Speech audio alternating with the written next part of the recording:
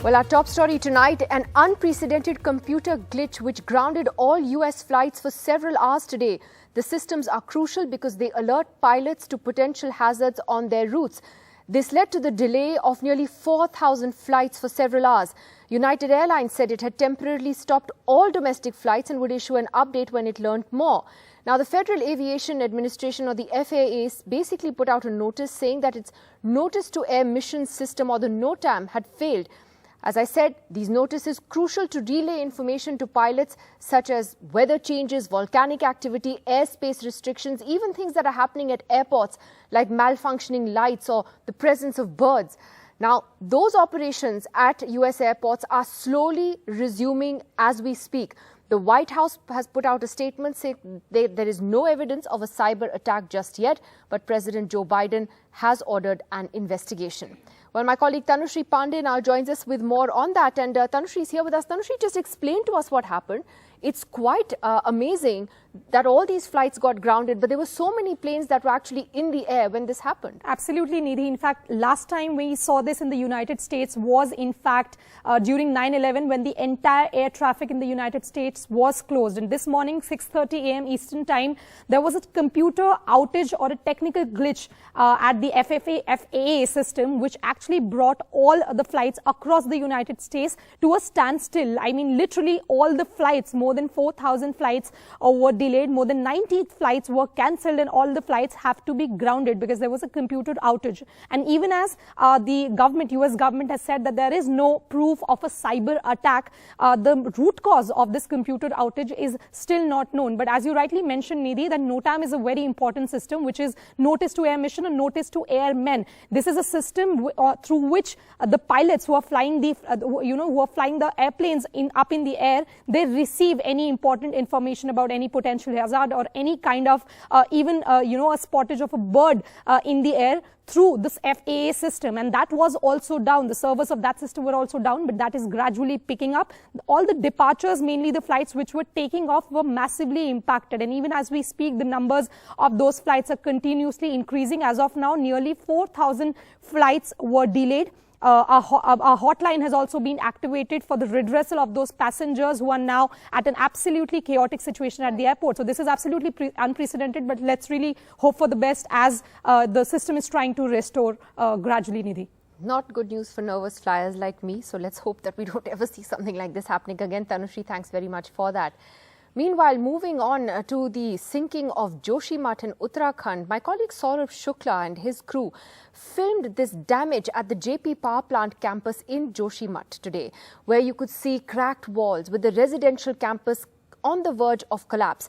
What we also found was that despite a complete ban on construction, there was drilling and construction activity going on right outside Joshimath at 2 o'clock in the morning. Saurabh Shukla has more.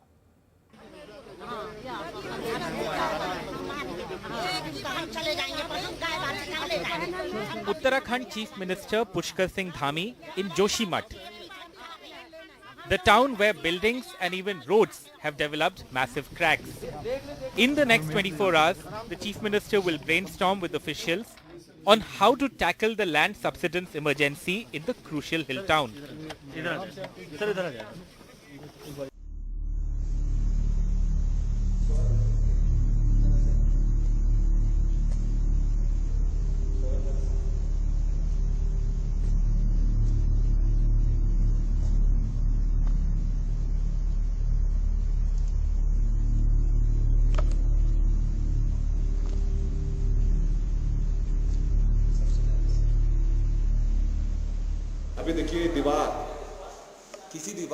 Massive damage filmed by NDTV at the residential campus of this power plant operated by the Jaypee Group in Joshimath.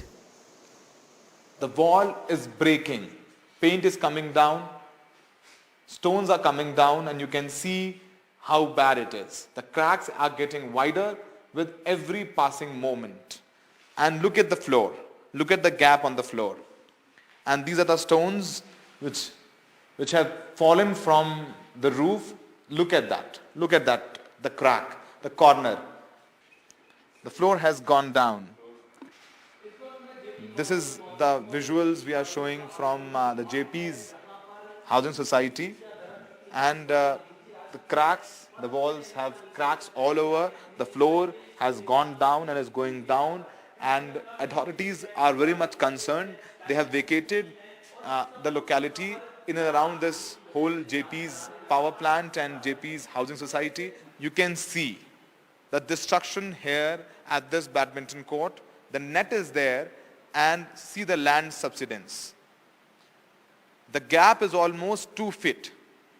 This half part of this badminton court has gone down.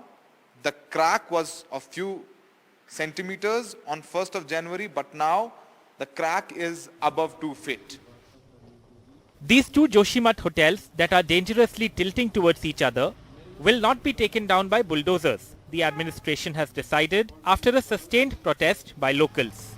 The buildings will now instead be dismantled over a week's time, something officials say the locals have agreed on. As an interim measure, not a final package, to all the affected families, a package has been, interim package has been approved by the state government for their shifting and transportation arrangements, because people have to shift their belongings to different places.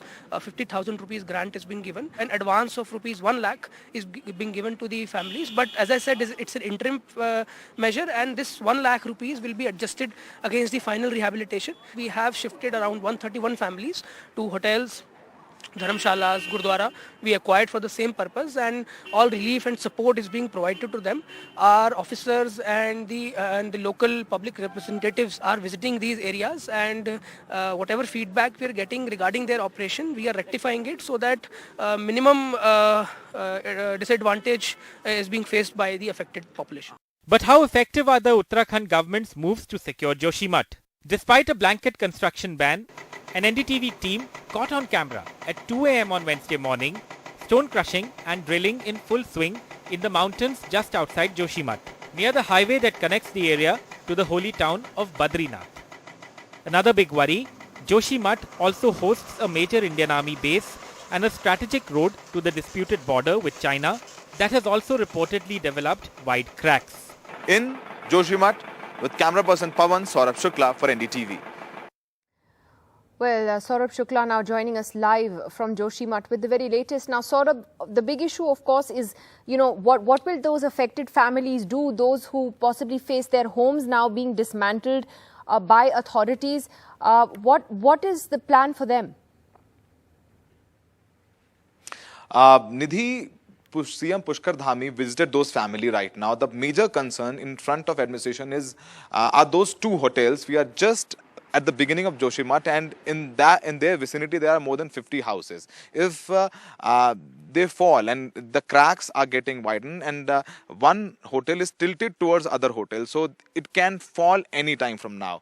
So families are still there holding dharna and protest, saying the compensation which has been offered by administration to them is not acceptable.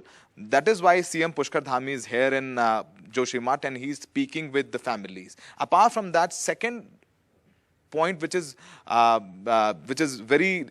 giving discomfort to administration here is weather. It has started to drizzle in the evening. So snowfall is there in Oli, and administration is saying that if it starts to rain here in Joshimath tomorrow, it can affect their evacuation plan, and it can also affect the line. There could be some landslide also. They are also worrying about it as well. Apart from that, administration has come up with an evacuation plan. They have offered an interim package of 1.5 lakh to 131 families, which were evacuated till today afternoon. 50,000 is their transportation cost, and 1 lakh is the relief package. And this is an interim package. More money will be given to them. Apart from that, second, a team of experts and scientists and CBRI, Central Building Research Institute, is also here. They're also doing their surveys. So the road, it is very dark. This is the road, Badrinath Joshimath highway. It has also developed the cracks. So the highway is also getting affected, and these cracks are getting widened.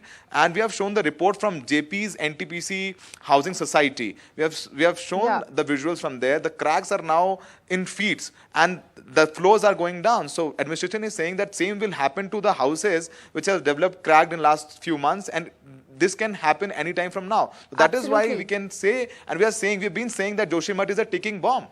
Absolutely. And what's worrying, Saurabh, is that beyond Joshimath now, we're seeing cracks developing in other places like Karnaprayag. In fact, let me show you, we've got some drone footage of that today. We were reporting this yesterday as well, of cracks being seen in Karnaprayag, which is about 90 kilometers or so away from Joshimath. So that has become a new headache for the administration there. And we will, of course, keep an eye on that story and continue to investigate what's going on there. But, of course, one of the big concerns that experts have flagged is that warnings have been given now, not just for a few years, but for decades, on haphazard building, construction and activity in areas in and around Joshimath. And Tanushree is here to explain that to us. And Tanushree, what's incredible is that this actually goes back many, many decades. It's not just something that came up in the last few years, right? Absolutely. In fact, the disaster we are witnessing today, Nidhi, in Joshimath did not happen overnight. A slew of wrong decisions and government's negligence has caused it. Now, years before the first power plant was constructed in Joshimath in the 1980s, two Swiss geologists, Arnold Hem and Augusto Ganzer, carried out a survey, and they published a book in 1930s before independence, which was named Central Himalaya. They clearly said in their book, Nidhi, that Joshimath is situated on the debris of a landslide and is unfit for any kind of construction work.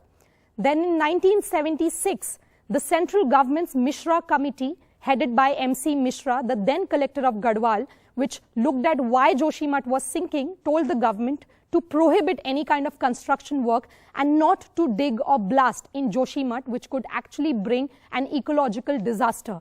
But all these warnings were blatantly ignored by the government, and two power plants were built in the sensitive region.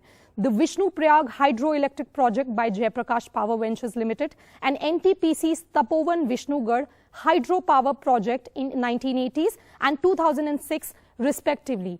Even residents wrote several letters to the Uttarakhand government and administration in December 2022 when initial cracks and fissures started to develop in the houses and even roadways in Joshimath. But neither the government nor the administration act. The residents said very clearly in those letters that the blast under the tunnels of the NTPC is shaking the ground and can cause a situation of landslide in the town, which can completely sink Joshimath, which we are witnessing today. So what we are actually seeing on the ground is actually a saga of government's apathy to repeated warnings and requests, Nidhi.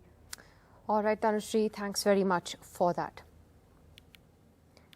Meanwhile, moving on to the other big story today, the Prime Minister pitching India as a bright spot in the global economy. In fact, it's something that he cited from the International Monetary Fund's own recent commentary on India at a time when the rest of the world is facing strong economic headwinds. The Prime Minister underlining that this is because of India's strong macroeconomic fundamentals. Friends, the IMF sees India as a bright spot in the global economy. This is because of India's strong macroeconomic fundamentals. OECD has said that India will be among the fastest growing economies in the G20 group this year. The CEO of McKinsey had said that this is not only India's decade, but India's century. Even during a once-in-a-century crisis, we took the path of reforms. India has been on the path of reform, transform, and perform since 2014.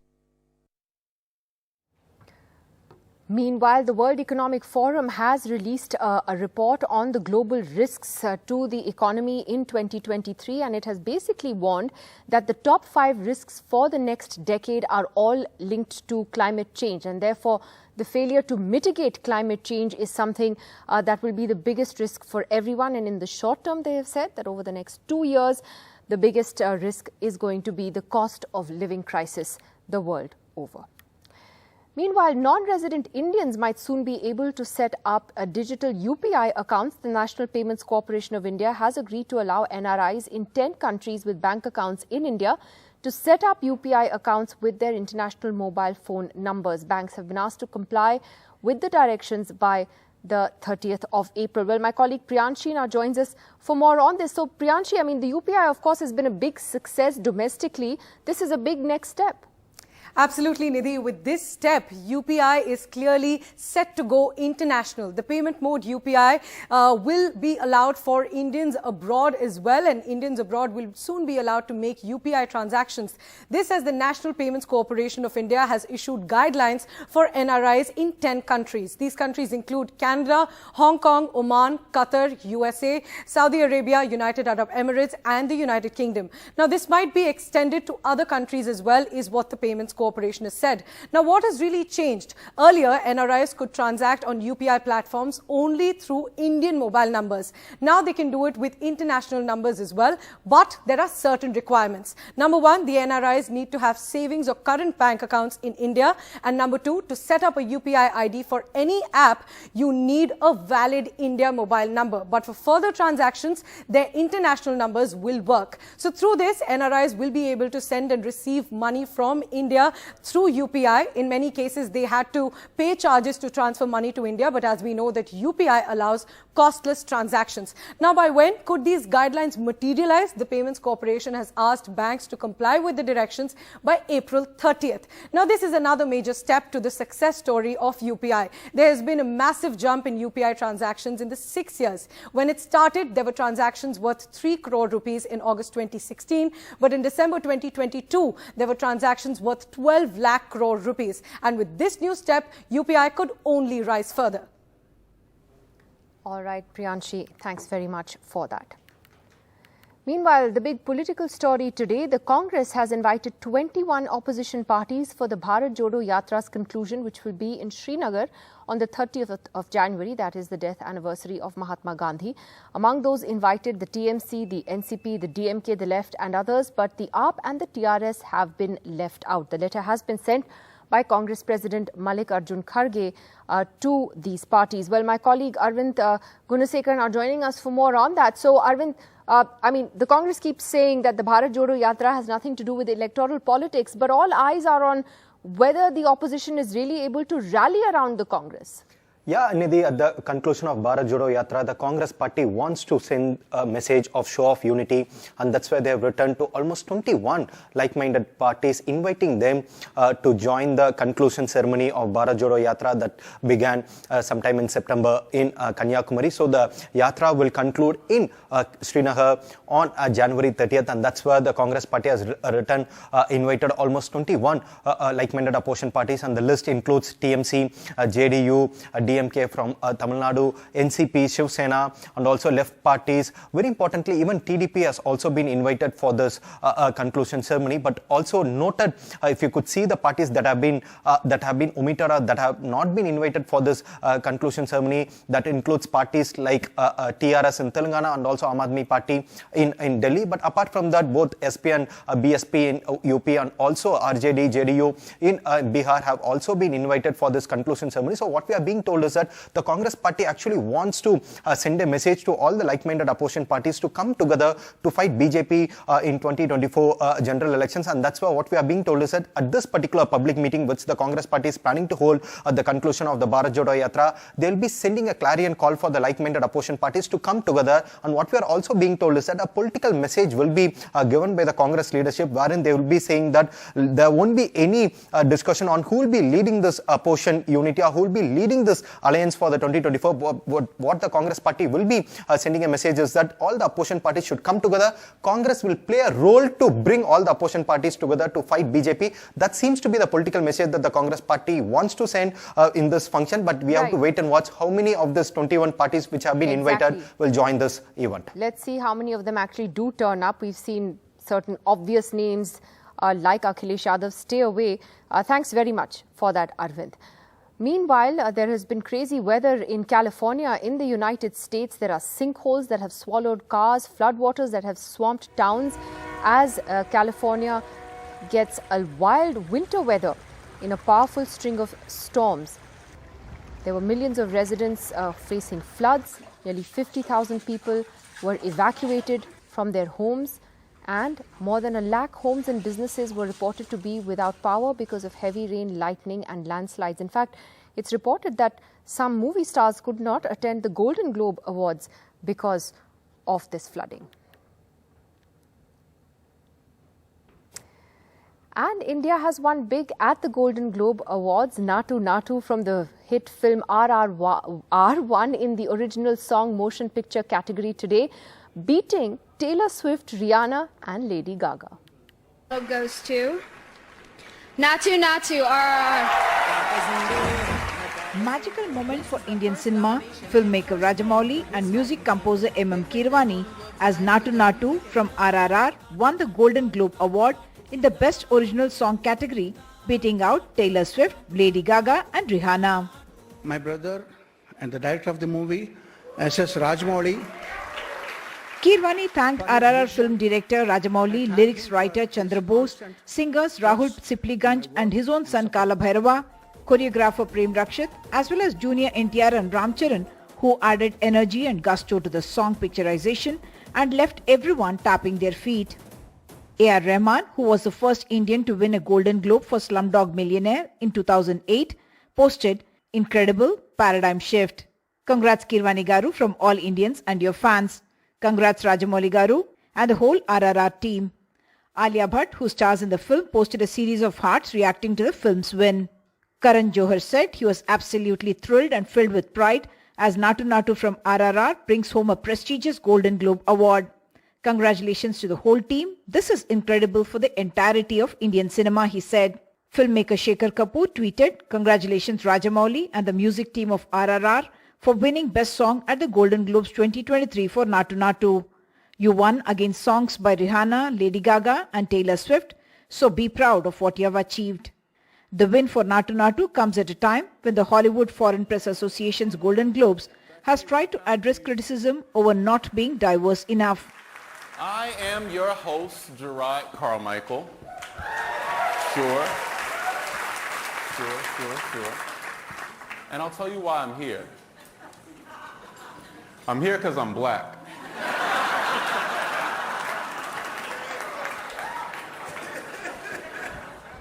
RRR made over 1,200 crores globally and screenings world over have been overbooked. The latest at the Chinese Theatre, the world's biggest IMAX at Los Angeles, has audiences dancing to Natu Natu along with the stars on screen. Uma Sudhir, NDTV. Meanwhile, the Auto Expo is back in Delhi after 3 years and the push is clearly for electric vehicles.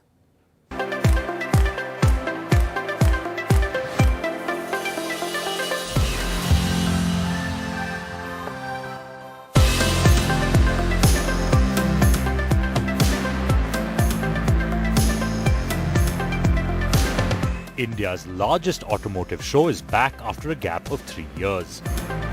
The Auto Expo 2023 kicked off today with a focus on sustainability and the growth of the EV market in India. India has committed to promoting the adoption of electric vehicles so that they account for 30% of all new vehicle sales by 2030. Forecast is that by 2025, when the market is about 4 to 4.2 million, the electric vehicle industry would be about 5%, which is about 200,000 to 250,000. But I think that's going to be the inflection point, and by 2030 it is expected to hit about 30%. The faster adoption and manufacturing of electric vehicles in India, also known as FAME2, has created a policy push for EVs. This push will vary across segments, with 2- and 3-wheelers continuing to have the highest demand. The entire industry is actually going through transformation, not just in terms of technology, but in terms of regulations related to emission and safety. So there is a consensus in the industry that going forward, electric vehicles will be mainstream. So we believe also that there will be a transition to electric vehicle, but what is not in consensus is when it will happen. It is precisely this question that both Indian automotive players and the government must answer. The demand for EV passenger vehicles remains low, but the government has given itself a goal of 30% of all new vehicle sales by 2030 to be EVs. With battery prices remaining high, a need for charging infrastructure development and schemes needed to incentivize consumers to boost demand, India has quite a way to go to meet its goal.